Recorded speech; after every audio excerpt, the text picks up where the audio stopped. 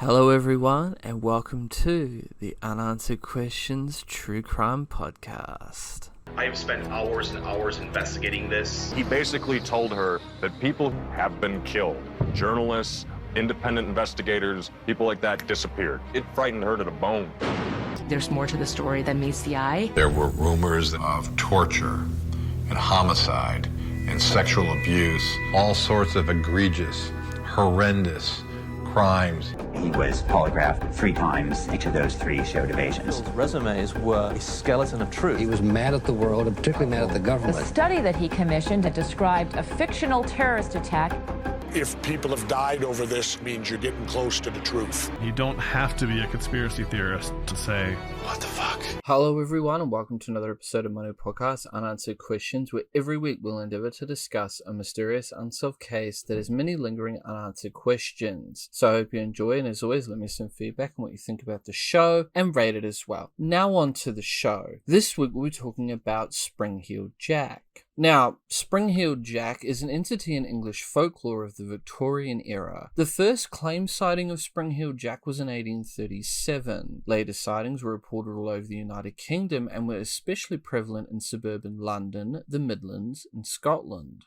There are many theories about the nature and identity of Spring-Heeled Jack. This urban legend was very popular in its time due to the tales of his bizarre appearance and ability to make extraordinary leaps, to the point that he became the topic of several works of fiction. Spring-Heeled Jack was described by people who claimed to have seen him as having a terrifying and frightful appearance, with a diabolical physiognomy, clawed hands, and eyes that resembled red balls of fire. One report claimed that beneath a black cloak he wore a helmet and a tight-fitting white garment like an oilskin. Many stories also mention a devil-like aspect. Others said he was tall and thin with the appearance of a gentleman. Several reports mentioned that he could breathe out blue and white flames and that he wore sharp metallic claws at his fingertips. At least 2 people claimed that he was able to speak comprehensible English. Now we get into the history and precedents of this case. In the early 19th century, there were reports of ghosts that stalked the streets of London. These human-like figures were described as pale. It was believed that they stalked and preyed on lone pedestrians. The stories told of these figures formed part of a distinct ghost tradition in London, which some writers have argued formed the foundation of the later legend of Spring-Heeled Jack. The most important of these early entities was the Hammersmith ghost, which in 1803 and 1804 was reported in Hammersmith on the western fringes of London. It would later reappear in 1824. Another apparition, the Southampton ghost, was also reported as assaulting individuals in the night. This particular spirit bore many of the characteristics of Spring-Heeled Jack and was reported as jumping over houses and being over 10 foot, 3 meters tall. Now we get into early reports of Spring-Heeled Jack. The first alleged sightings of Spring-Heeled Jack were made in London in 1837, and the last reported sighting is said in the most of the secondary literature to have been made in Liverpool in 1904. According to much later accounts, in October of 1837, a girl by the name of Mary Stevens was walking to Lavender Hill, where she was working as a servant after visiting her parents in Battersea. On her way through Clapham Common, a strange figure leapt at her from a dark alley. After immobilizing her with a tight grip of his arms, he began to kiss her face while ripping her clothes and touching her flesh with his claws, which were, according to a deposition, cold and clammy as those of a corpse. In panic, the girl screamed, making the attacker quickly flee from the scene. The commotion brought several residents, who immediately launched a search for the aggressor, but he could not be found. The next day, the leaping character is said to have chosen a very different victim near Mary Stevens' home, inaugurating a method that would reappear in later reports. He jumped in the way of a passing carriage, causing the coachman to lose control, crash, and severely injure himself. Several witnesses claim that he escaped by jumping over a 9-foot, 2.7 meter high wall while cackling with a high-pitched, ringing laughter. Gradually, the news of the strange character spread, and soon the press and the public gave him the name Spring-Heeled Jack.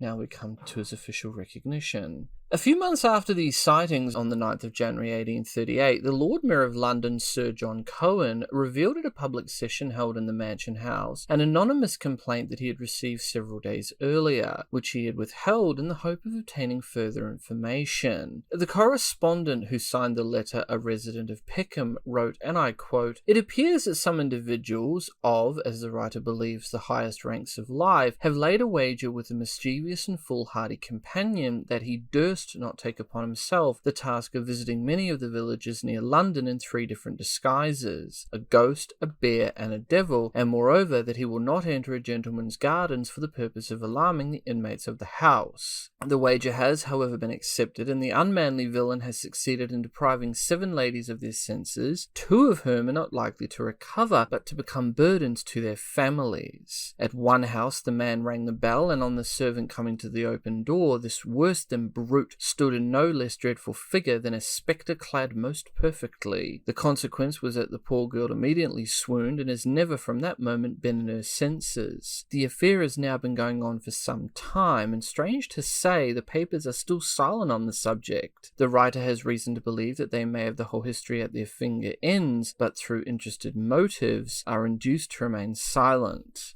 End quote.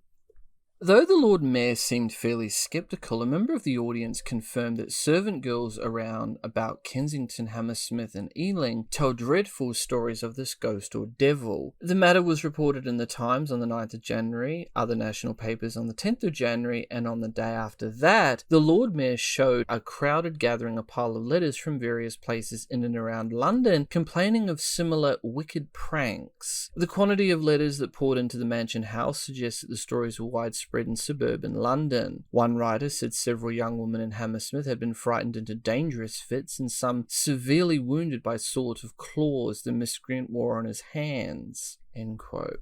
Another correspondent claimed that in Stockwell, Brixton, Camberwell and Vauxhall, several people had died of fright and others had had fits. Meanwhile, another reported that the trickster had reportedly been seen in Lewisham and Blackheath. The Lord Mayor himself was in 2 minds about the affair. He thought the greatest exaggerations had been made and that it was quite impossible that the ghost performs the feats of a devil upon earth. But on the other hand, someone he trusted had told him of a servant girl at Forest Hill who had been scared into fits by a figure in a bearskin. He was confident the person or persons involved in this pantomime display would be caught and punished. The police were instructed to search for the individual responsible, and rewards were offered. A peculiar report from the Brighton Gazette, which appeared in the April 14, 1938 edition of the Times, related how a gardener in Rose Hill, Sussex, had been terrified by a creature of unknown nature. The Times wrote that Spring-Heeled Jack has, it seems, found its way to the Sussex coast, even though the report bore little resemblance to the other accounts of Jack. The incident occurred on the 13th of April, when it appeared to a gardener in the shape of a bear or some other 4-footed animal. Having attracted the gardener's attention by a growl, it then climbed the garden wall and ran along it on all 4s before jumping down and chasing the gardener for some time. After terrifying the gardener, the apparition scaled the wall and made its exit. Now we come to the Scales and Alsop reports. Perhaps the best known of the alleged incidents involving Spring-Heeled Jack were the attacks on 2 teenage girls, that being Lucy Scales and Jane Alsop. The Alsop report was widely covered by the newspapers at the time, including a piece in the Times, while fewer reports appeared in relation to the attack on Scales. The press coverage of these 2 attacks helped to raise the profile of Spring-Heeled Jack. First, we have the Alsop case. Jane Alsop reported that on the night of the 19th of February 1838, she answered the door of her father's house to a man claiming to be a police officer who told her to bring a light, claiming, "We have caught Spring-Heeled Jack here in the lane." She brought the person a candle and noticed that he wore a large cloak. The moment she handed him the candle, however, he threw off the cloak and presented a most hideous and frightful appearance, vomiting blue and white flame from his mouth while his eyes resembled red balls of fire. Miss Alsop reported that he wore a large helmet and that his clothing, which appeared to be very tight-fitting, resembled white oilskin. Without saying a word, he caught hold of her and began tearing her gown with his claws, which she was certain were of some metallic substance. She screamed for help and managed to get away from him and ran towards the house. He caught her on the steps and tore her neck and arms with his claws. She was rescued by one of her sisters, after which her assailant fled. Now we come to the lesser-known Scales case. On the 28th of February 1838, 9 days after the attack on Miss Alsop, 18-year-old Lucy Scales and her sister were returning home after visiting their brother, a butcher, who lived in a respectable part of Limehouse. Miss Scales stated in her deposition to the police that as she and her sister were passing along Green Dragon Alley, they observed a person standing in an angle of the passage. She was walking in front of her sister at the time, and just as she came up to the person, who was wearing a large cloak, he spurted a quantity of blue flame in her face, which deprived her of his sight and so alarmed her that she instantly dropped to the ground and was seized with violent fits which continued for several hours. Her brother added that on the evening in question he'd heard the loud screams of one of his sisters moments after they left his house, and on running up Green Dragon Alley he found his sister Lucy on the ground in a fit, with his sister attempting to hold and support her. She was taken home, and he then learned from his other sister what had happened. She described Lucy's assailant as being of tall, thin, and gentlemanly appearance, covered in a large cloak and carrying a small lamp or bull's eye lantern similar to those used by the police. The individual did not speak, nor did he try to lay hands on them, but instead walked away quickly. Every effort was made by the police to discover the author of those and similar outrages, and several persons were questioned, but were set free. Now we come to the popularisation of this case.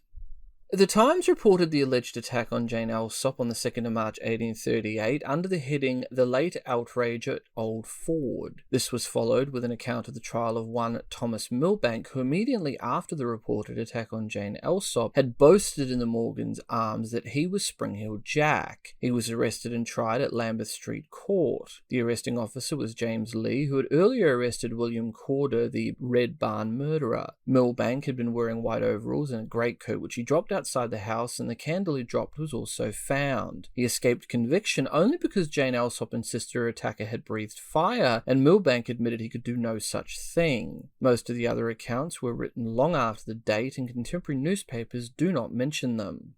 After these incidents, Spring-Heeled Jack became one of the most popular characters of the period. His alleged exploits were reported in the newspapers and became the subject of several penny dreadfuls and plays performed in the cheap theatres that abounded at the time. The devil was even renamed Spring-Heeled Jack in some Punch and Judy shows, as recounted by Henry Mayhew in his London Labour and the London Poor. Quote, "This here is Satan, we might say the devil, but that ain't right, and gentle folks don't like such words. He is now commonly called Spring-Heeled Jack or the Rosun Bear. That's since the war." End quote. Now that is a quote from Henry Mayhew from the London Labour and the London Poor, page 52. But even as his fame was growing, reports of Spring-Heeled Jack's appearances became less frequent if more widespread. In 1843, however, a wave of sightings swept the country again. A report from Northamptonshire described him as the very image of the devil himself, with horns and eyes of flame, and in East Anglia reports of attacks on drivers of mail coaches became common. In July of 1847, a Spring-Heeled Jack investigation in Tingmouth, Devon, led to a Captain Finch being convicted of 2 charges of assault against women, during which he is said to have been disguised in a skin coat which had the appearance of bullock's hide, skullcap, horns and mask. The legend was linked with the phenomenon of the devil's footprints, which appeared in Devon in February of 1855, which is a case I've just recently covered on my podcast, so check it out when you get a chance. Now we get into the last reports on this case. In the beginning of the 1870s, Spring-Heeled Jack was reported again in several places distant from each other. In November of 1872, the News of the World reported that Peckham was in a state of commotion owing to what it is known as the Peckham Ghost, a mysterious figure quite alarming in appearance. The editorial pointed out that it was none other than Spring-Heeled Jack who terrified a past generation. Similar stories were published in the Illustrated Police News. In April and May of 1873, it reported that there were numerous sightings in Sheffield of the Park Ghost, which locals also came to identify as Spring-Heeled Jack. Now we come to Aldershot. This news was followed by more reported sightings until in August of 1877, one of the most notable reports about Spring-Heeled Jack came from a group of soldiers in Aldershot Garrison. This story went as follows, and as I understand it, a sentry on duty at the North Camp peered into the darkness, his attention attracted by a peculiar figure advancing towards him. The soldier issued a challenge which went unheeded, and the figure came up beside him and delivered several slaps to his face. A guard shot at him with no visible effect, and some sources claimed that the soldier may have fired blanks at him, others that he missed or fired warning shots. The strange figure then disappeared into the surrounding darkness with astonishing bounds. Lord Ernest Hamilton's 1922 memoir, 40 Years On, mentions that Aldershot appearances of Spring-Heeled Jack. However, he apparently erroneously says that they occurred in the winter of 1879 after his regiment, the 60th Rifles, had moved to Aldershot, and that similar appearances had occurred when the regiment was barracked at Colchester in the winter of 1878. He adds that the panic became so great at Aldershot that sentries were issued ammunition in order to shoot the night terror on sight, following which the appearances ceased. Hamilton thought that the appearances were actually pranks carried out by one of his fellow officers, a Lieutenant Elfrey. However, there is no record of Elfrey ever being court-martialed for the offence.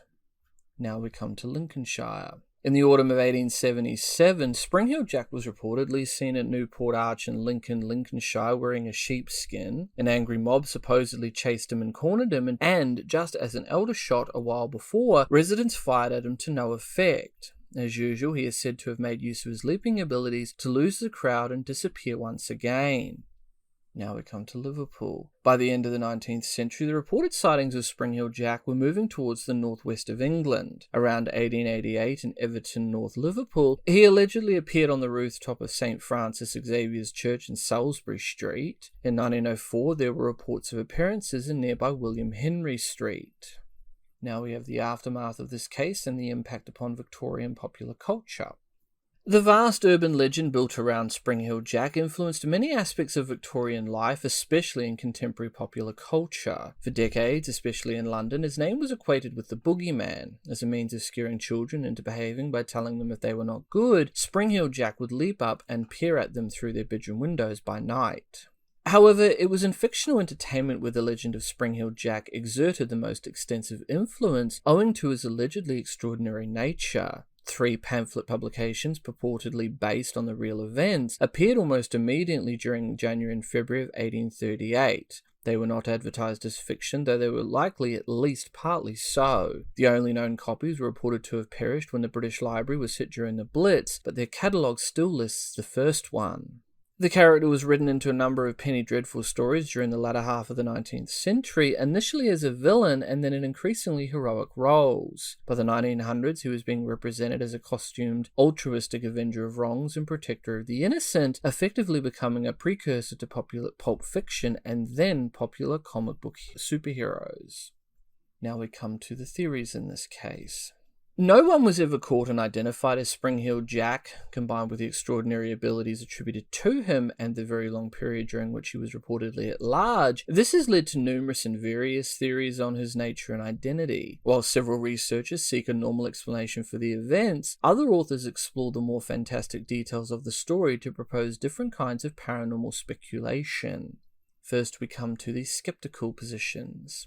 Skeptical investigators have dismissed the stories of Spring-Heeled Jack as mass hysteria, which developed around various stories of a boogeyman or devil, which have been around for centuries, or from exaggerated urban myths about a man who clambered over rooftops claiming that the devil was chasing him. Other researchers believe that some individuals may have been behind its origins, being followed by imitators later on. Spring-Heeled Jack was widely considered not to be a supernatural creature, but rather one or more persons with a macabre sense of humour. This idea matches the contents of the letter to the Lord Mayor, which accused a group of young aristocrats as the culprits after an irresponsible wager. A popular rumour circulating as early as 1840 pointed to an Irish nobleman, the Marquis of Waterford, as the main suspect. Haining suggested this may have been due to him having previously had bad experiences with women and police officers. The Marquis was frequently in the news in the late 1830s for drunken brawling, brutal jokes and vandalism, and was said to do anything for a bet. His irregular behaviour and his contempt for women earned him the title the Mad Marquis, and it is also known that he was in the London area by the time the first incidents took place. In 1880 he was named as the perpetrator by E. Coban Brewer, who said that the Marquis used to amuse himself by springing on travellers unawares to frighten them, and from time to time others have followed his silly example. End quote. In 1842, the Marquis married and settled in Coralmore House, County Waterford, and reportedly led an exemplary life until he died in a riding accident in 1859. Skeptical investigators have asserted that the story of Spring-Heeled Jack was exaggerated and altered through mass hysteria, a process in which many sociological issues may have contributed. These include unsupported rumours, superstition, oral tradition, sensationalist publications, and a folklore rich in tales of fairies and strange roguish creatures. Gossip of alleged leaping and fire-spitting powers, his alleged extraordinary features, and his reputed skill in evading apprehension captured the minds of the superstitious public, increasingly so with the passing of time, which gave them the impression that Spring-Heeled Jack had suffered no effects from aging. As a result, a whole urban legend was built around the character, being reflected by contemporary publications, which in turn fueled this popular perception. Now we come to the paranormal conjectures. A variety of widely speculative paranormal explanations have been proposed to explain the origins of Spring-Heeled Jack, including that he was an extraterrestrial entity with a non-human appearance and features, example, retroreflective red eyes or phosphorus breath, and a superhuman ability deriving from a life on a high-gravity world with his jumping ability and strange behavior, and that he was a demon accidentally or purposely summoned into this world by practitioners of the occult, or who had made himself manifest simply to create spiritual turmoil. 14 authors, particularly Lauren Coleman and Jerome Clark, list Spring-Heeled Jack in a category named Phantom Attackers, with another well-known example being the Mad Gasser of Mattoon, another case I've covered in this podcast, which is already up on my YouTube channel. Please check it out. Typical phantom attackers appear to be human and may be perceived as a Prozac criminals, but may display extraordinary abilities, as in Spring-Heeled Jack's jumps, which it is widely noted would break the ankles of a human who replicated them, and or cannot be caught by authorities. Victims commonly experience the attack in their bedrooms, homes, or other seemingly secure enclosures. They may report being pinned or paralyzed, or on the other hand, describe a siege in which they fought off a persistent intruder or intruders. Many reports can readily be explained psychologically, most notably as the Old Hague phenomenon, recorded in folklore and recognized by psychologists as a form of hallucination. In the most problematic cases, an attack is witnessed by several people and substantiated by some physical evidence, but the attacker cannot be verified to exist. Now we come to Spring-Heeled Jack's counterpart in Prague. A similar figure known as Parak the Springman of Prague was reported to have been seen in Czechoslovakia around 1939 to 1945 during the World War II years. As writers such as Mike Dash have shown, the elusiveness and supernatural leaping abilities attributed to Parak bear a close resemblance to those exhibited by Spring-Heeled Jack, and distinct parallels can be drawn between the two entities. The stories of Parak provide a useful example of how the traits of Spring-Heeled Jack have a broad cultural resonance in urban folklore. Parak, like Spring-Heeled Jack, went on to become a folklore hero, even starring in several animated superhero cartoons fighting the SS, the earliest of which is Juri Trinka's 1946 film Parak, SS or Springman and the SS. This day, it's never been proven whether this Spring-Heeled Jack actually exists, and his identity's never been confirmed. Was he a ghost? Or was he a human who was just playing a prank on people? Well, we may never really know for sure. With that, this case remains open, but with many unanswered questions that still remain unanswered. Please rate the show and let me know what you guys think about this and the many other cases I've covered. You can follow me on all major social media platforms, YouTube, BitChute, Dailymotion. I'm also on Twitter and Instagram, links are all down below in the description. If you have a case you'd like me to have a look at or cover, don't hesitate to send me a message. I'm your host, and this has been the Unanswered Questions podcast. Until next time, next on Unanswered Questions. The Mary Celeste was an American registered merchant brigantine discovered adrift and deserted in the Atlantic Ocean off the Azores Islands on December 4th of 1872.